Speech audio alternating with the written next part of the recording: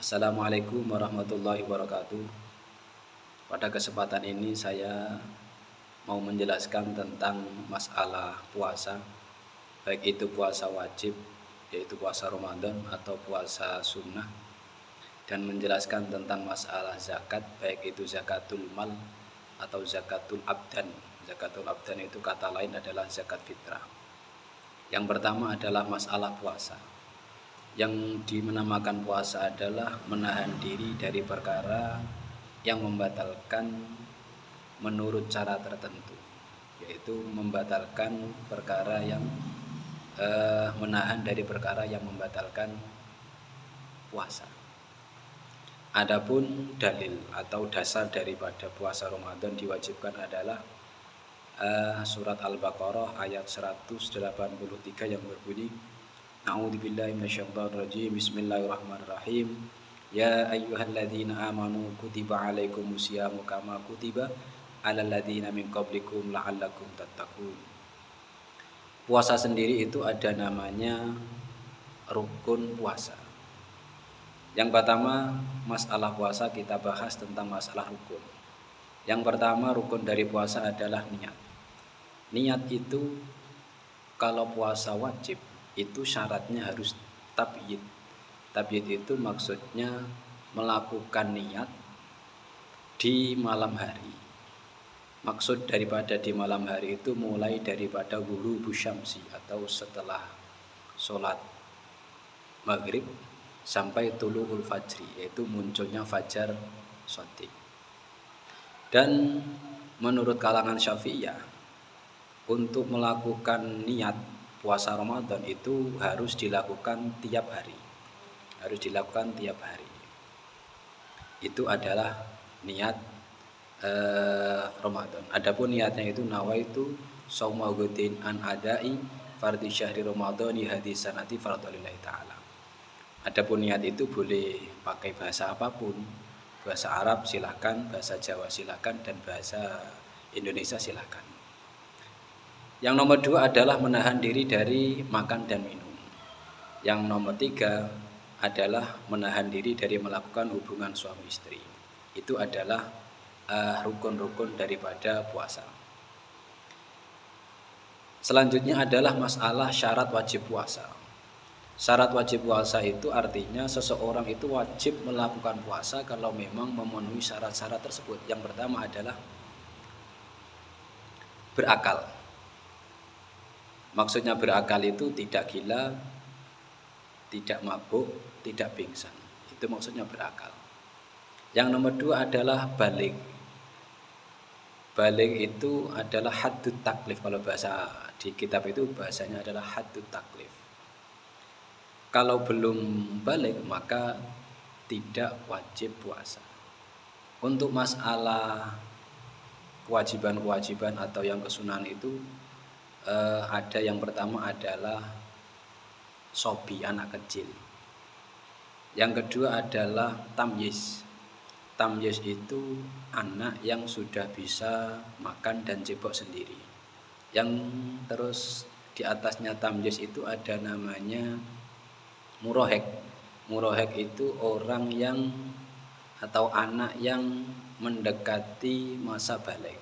Baru setelah murohek baru balik. Nah, yang kewajiban untuk melakukan puasa itu adalah orang yang sudah balik. Yang ketiga Islam. Yang ketiga Islam. Ketika tidak Islam maka tidak wajib puasa. Yang keempat adalah mampu untuk berpuasa. Masalah mampu untuk berpuasa itu maksudnya kalau menurut ukuran fisik yaitu tidak sakit atau tidak tua. Kalau menurut ukuran syara itu haid dan nifas. Kalau orang haid dan nifas tidak boleh melakukan puasa. Adapun kesunahan-kesunahan yang dilakukan ketika pas waktu puasa, yang pertama adalah segera untuk melakukan buka puasa ketika sudah masuk waktunya berbuka. Yang nomor 2 adalah mengakhirkan sahur. Yang ketiga adalah meninggalkan berbicara yang kotor. Itu adalah kesunahan-kesunahan ketika kita melakukan puasa. Dan pada puasa itu ada 5 hari yang diharamkan untuk berpuasa. Yang pertama adalah puasa tanggal 1 Idul Fitri, tidak boleh, kalau melakukan maka hukumnya haram. Yang kedua adalah tanggal 10 Zulhijjah atau pas ketika Idul Adha. Yang 3 hari yaitu Ayyamut Tasyrik, hari tasyrik, yaitu tanggal 11, 12 dan 13 Zulhijjah. Itulah hari-hari yang diharapkan untuk melakukan puasa. Puasa baik itu wajib atau sunnah, rukun dan syaratnya itu sama. Yang berbeda itu masalah niat saja. Kalau puasa wajib itu niatnya itu harus, bahasa kitabnya itu adalah tabyid, yaitu melakukan melakukan niat ketika pas waktu ghurubus syamsi, yaitu pas waktu maghrib sampai tulu'ul fajar shadiq, sampai munculnya fajar shadiq. Tapi kalau puasa sunnah itu intinya boleh melakukan niat apapun, yang penting orang tersebut itu belum melakukan perkara-perkara yang membatalkan puasa. Contoh saja, umpama saya puasa hari Senin, kok ternyata pas Senin itu jam 12 saya belum niat dan saya belum makan dan perkara-perkara yang membatalkan puasa. Terus saya jam 12 niat saya puasa hari Senin lillahi ta'ala, maka puasa saya ini sah saja. Berbeda kalau puasa Ramadan, itu tidak sah, karena niat puasa Ramadan itu harus dilakukan pada malam hari. Itu perbedaan antara untuk melakukan niat puasa wajib dan puasa sunnah. Untuk puasa-puasa sunnah itu macamnya banyak sekali. Salah satunya adalah puasa Senin Kemis, ada puasa namanya Tarwiyah yaitu tanggal 8 Dzulhijjah, ada puasa Arafah yaitu tanggal 9 Dzulhijjah, dan ada lagi puasa sunnah lagi yaitu dilakukan 6 hari setelah Idul Fitri. 6 hari setelah Idul Fitri. Maka itu puasa-puasa yang hukumnya adalah sunnah. Dan perlu kita ketahui bahwa puasa sunnah ini bisa dibersamakan atau dilakukan bersama-sama dengan melakukan puasa qadha, puasa Ramadan. Itu adalah sekilas tentang masalah puasa, baik itu puasa sunnah atau puasa wajib. Yang kedua adalah masalah zakat. Apa itu zakat? Zakat artinya yaitu membersihkan kotoran dari harta yang wajib dizakati. Kalau itu memang zakatul mal, atau membersihkan dosa-dosa yang dilakukan ketika puasa Ramadan, itu arahannya adalah zakat fitrah atau zakatul abdan. Adapun zakat itu ada yang berupa zakatul mal, ada yang berupa zakatul abdan atau zakat fitrah. Yang pertama yang saya bahas adalah masalah zakatul mal. Zakatul mal itu menurut Syafi'iyah, menurut kalangan Syafi'iyah itu ada 5 perkara yang wajib dizakati. Yang pertama adalah masyiyah, yaitu hewan ternak. Hewan ternak itu meliputi unta, sapi, kerbau, dan kambing. Yang kedua adalah an-naqdu, yaitu kalau bahasa kitabnya itu adalah mata uang atau al-athman. Itu yang wajib dizakati adalah emas, perak, dan uang kertas kita. Itu ada ulama yang mengatakan bahwa ketika kita mempunyai uang kertas yang kita gunakan untuk transaksi sehari-hari, itu ada mengatakan, ulama itu ada yang mengatakan wajib dizakati kalau memang sudah mencapai 1 nisab. Adapun nisabnya itu kira-kira itu 80 juta. Kalau kita sudah punya uang 80 juta dan sudah mencapai 1 tahun, ada ulama lain mengatakan bahwa wajib zakat. Tapi ada ulama lain yang mengatakan bahwasanya tidak wajib zakat. Karena apa? Karena yang wajib zakat adalah uang yang berbentuk emas dan perak. Yang ketiga adalah zakatu zuruh atau hasil panen, seperti padi, kedelai, kacang hijau, jagung, kacang tunggak, dan gandum. Itulah hasil pertanian yang wajib dizakati. Yang nomor 4 adalah thimar, itu buah-buahan. Yang kewajiban zakat masalah buah-buahan yaitu berupa anggur dan kurma. Mangga tidak wajib. Pokoknya yang wajib itu hanya dua, yaitu kurma dan anggur. Yang nomor 5 itu harta dagangan. Yang wajib dizakati lagi yaitu adalah harta dagangan. Ketika kita sudah mencapai satu nisab, maka wajib mengeluarkan zakat daripada zakat dagangan. Adapun mustahiqu zakat, orang yang berhak menerima zakat itu ada 8 golongan yang sudah diterangkan pada Al-Quran, yang berupa A'udzubillahi minasyaitonirrajim, Bismillahirrahmanirrahim, Innamas shadaqatu lil fuqara'i wal masakini wal 'amilina 'alaiha wal mu'allafati qulubuhum wa fir riqabi wal gharimina wa fi sabilillahi wa ibnis sabil faridatan minallah wallahu alimun hakim. Itu adalah golongan-golongan yang berhak menerima zakat. Yang pertama yaitu adalah fakir. Siapa itu fakir? Fakir yaitu orang yang tidak mempunyai harta atau mempunyai mata pencarian yang layak, yang bisa mencukupi kebutuhan-kebutuhannya, baik sedang, papan, dan pangan. Sandang, papan, dan pangan. Itu adalah definisi daripada miskin. Yang kedua, fakir. Yang kedua adalah miskin. Siapa itu miskin? Miskin adalah orang yang mempunyai harta atau mata pencaharian tetapi tidak mencukupi untuk menafkahi. Itu namanya miskin. Golongan yang ketiga yang wajib yang bisa menerima zakat adalah amil, yaitu panitia atau panitia zakat. Yang nomor 4 adalah mu'alaf. Mu'alaf itu orang yang disenangkan hatinya. Dalam arti orang non muslim yang baru masuk Islam, itu adalah mu'alaf. Yang nomor 5 adalah budak. Budak di sini adalah budak mukatab. Budak mukatab itu budak yang transaksi kepada sayyidnya bahwa bisa merdeka kalau nanti ada cicilan pembayaran sampai batas lunasnya. Itu adalah budak mukatab. Yang dimaksud boleh menerima atau golongan tersebut itu adalah ketika budak mukatab.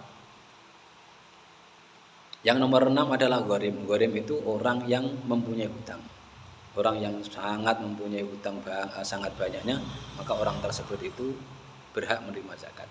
Nomor 7 adalah sabilillah. Sabilillah itu orang yang berpegang membela agamanya Allah.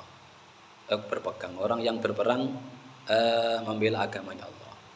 Dalam kitab tafsir Al-Munir itu mengatakan bahwasanya sabilillah itu pokoknya orang yang membela agama Allah, seperti guru madrasah, guru TPQ atau kiai-kiai. Itu menurut Ibnu Abbas dalam tafsir tafsir Labid An-Nawawi karya Syekh Nawawi Al-Bantani itu bahwa guru ngaji, guru TPQ itu kategori sabilillah yang nanti bisa menerima zakat. Yang nomor 8 adalah Ibnu Sabil. Adapun tata cara mengeluarkan zakat, ada 2 hal yang harus dilakukan oleh orang yang mengeluarkan zakat. Yang pertama adalah menyisihkan harta yang akan dibuat zakat. Yang nomor 2, niat. Orang yang zakat itu wajib niat. Kalau tidak diniati maka tidak sah. Sekarang masalah zakat fitrah. Zakat fitrah atau zakatul abdan. Syarat wajib mengeluarkan zakat fitrah yang pertama Islam. Yang kedua adalah merdeka. Merdeka itu bukan budak, itu namanya merdeka. Yang nomor 3, mempunyai kelebihan makanan atau harta dari yang diperlukan di hari raya dan malam hari raya. Itu adalah yang ketiga. Yang keempat adalah menemui waktu wajib mengeluarkan zakat fitrah. Artinya menemui sebagian dari bulan Ramadan dan sebagian dari awal bulan Syawal, yaitu malam hari raya. Adapun waktu untuk mengeluarkan zakat fitrah itu ada namanya waktu wajib, ada namanya waktu jawaz, ada namanya waktu fadilah, dan waktu makruh, ada namanya waktu haram. Yang pertama adalah waktu wajib. Kapan itu waktu wajib? Waktu wajib itu ketika menemui bulan Ramadan dan menemui sebagian awal bulan Syawal. Itu adalah waktu wajib membayar atau mengeluarkan zakat. Yang nomor 2 adalah waktu jawaz, yaitu sejak awal bulan Ramadan sampai memasuki waktu wajib, atau bahasanya itu adalah takjil zakat fitrah. Yang ketiga adalah waktu fadilah. Waktu fadilah yaitu mengeluarkan zakat setelah terbitnya fajar shadiq dan sebelum sholat hari raya. Ketika sudah keluar fajar shadiq sampai kita melakukan sholat hari raya, itu adalah waktu fadilah untuk mengeluarkan zakat. Yang keempat adalah waktu makruh. Kapan itu waktu makruh? Waktu makruh yaitu setelah sholat hari raya sampai menjelang tenggelamnya matahari pada tanggal 1 Syawal. Itu adalah waktu makruh. Terkecuali kalau memang ada udzur. Kalau ada udzur itu hukum makruh menjadi hilang. Yang terakhir nomor 5 adalah waktu haram. Waktu haram yaitu setelah tenggelamnya malam tanggal 1 Syawal. Berarti itu adalah waktu haram. Kecuali ada udzur. Itu adalah waktu-waktu untuk mengeluarkan zakat fitrah. Adapun niatnya zakat fitrah, niat itu boleh berbahasa Arab, boleh berbahasa Jawa, Indonesia dan yang lain. Kalau dibahasakan Arab, untuk zakat fitrah kita sendiri itu niatnya adalah nawaitu an ukhrija zakatal fitri an nafsi fardan lillahi ta'ala.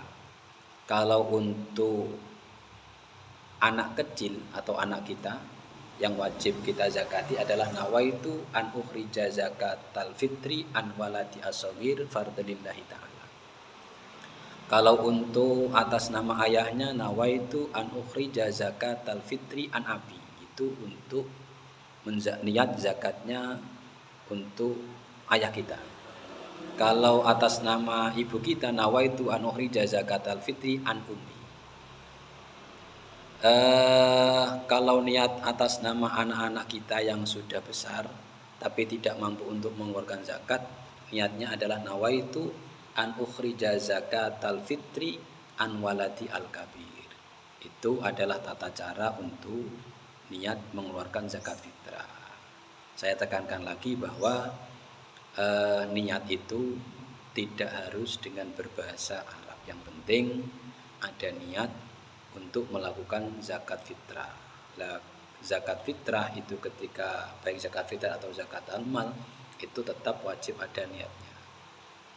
Cukup sekian yang bisa saya sampaikan. Kurang lebihnya saya minta maaf. Walafu minkum. Wassalamualaikum warahmatullahi wabarakatuh.